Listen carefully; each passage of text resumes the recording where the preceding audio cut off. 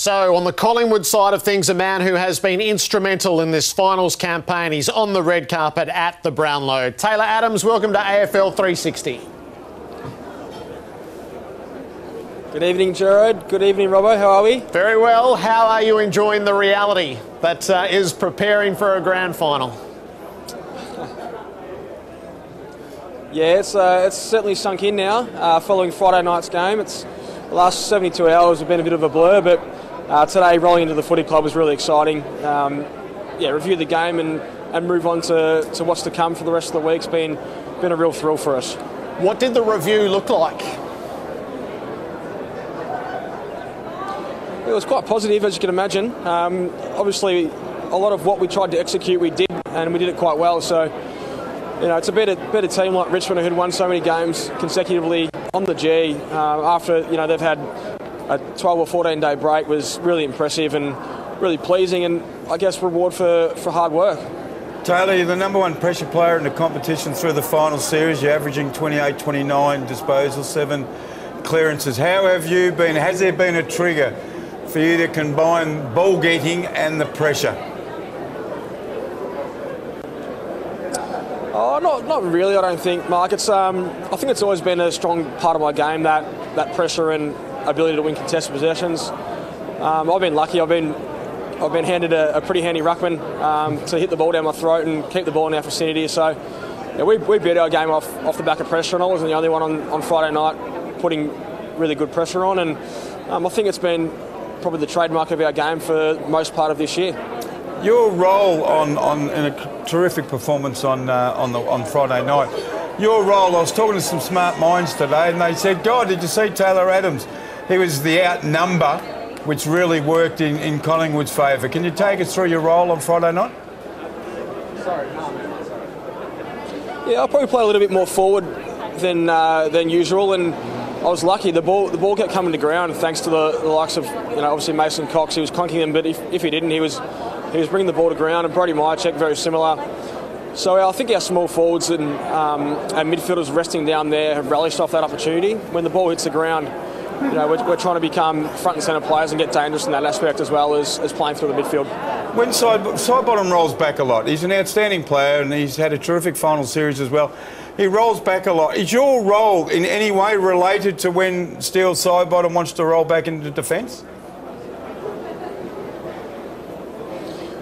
Not really. His ability to get back comes off the back of him being so aerobically gifted. He's one of our best runners at the footy club and he's been playing more on that wing throughout the finals, and that's one of the roles as the wingman to slide back and help the defence out and try to create that outnumber. And obviously his final series speaks for itself. He's been the player of the final so far, and he'll be looking for another really strong performance this Saturday.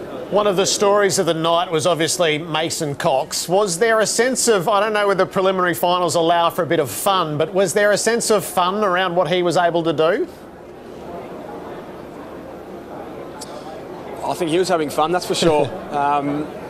It's the way that he's, I guess, provided a contest for us all year has been awesome, and we expect him to do that week in, week out. What we don't expect is for him to take 8 contested marks and kick 3 goals and really demonstrise one of the best backs that the game's seen. So he was outstanding, easily the best game he's played for the footy club, and he's got a bit of a swagger about him, doesn't he? He's certainly not short of confidence, a big fella. We love the way he goes about his footy.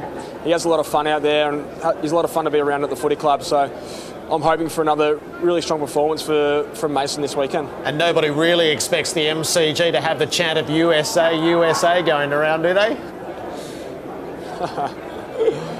Not at all. I don't think many would have pictured that 3 or 4 years ago when Mason walked through the doors at Collingwood. But yeah, he's made that position of full forward his own, and the fans absolutely love him. And there's a reason behind that, because he gets around them so much. He spends a lot of time interacting with people, off the field and at training sessions and that sort of thing. So he's a guy that really gives back. When you do a review of West Coast, Taylor, do you actually look at that team longer and in greater detail than you did, say, 3 weeks ago? Or do you just try and concentrate on what Collingwood does well? Yeah, this year we're focused more on ourselves. We definitely do scout what West Coast do really well, and obviously they've got some weapons. Yeah, their forward line's pretty dangerous, and their midfield's up and going at the moment, and they've got some pretty good back line players as well. So, yeah, they play a completely different brand to the way that Richmond play, and we'll scout that. And we've had a good look at them twice this year, so I feel like most of the guys who will run out this weekend will have a really good feel for the way that they play and the way they want to play. And I guess it's up to us to replicate what the coaches have given us during the week and be able to stop their, guess the way they move the ball and defend us. How early in the week, Taylor, do you sort out who's going, who you're giving tickets to from the family, and who'll be in the stands cheering for you? Yeah, it's a great question, Gerard. I've already sorted my tickets out. I've got immediate family and made it really simple. So all my tickets have been allocated. But it's actually one of the things that Pendle, Steele, Tyson Goldstead, these boys who have played in grand finals and finals before have mentioned, to sort that off-field stuff out really early in the week so you can prepare as well as you can. Hey, Taylor, I don't know if you're a person who pores over the history of the game, but there's a couple of sayings that have stood the test of time, and that is, you earn your reputation in finals. You're third in the Gary Ayres medal, and I know you're not thinking about winning that or whatever. But what does it mean to you for you to be performing like you are this September?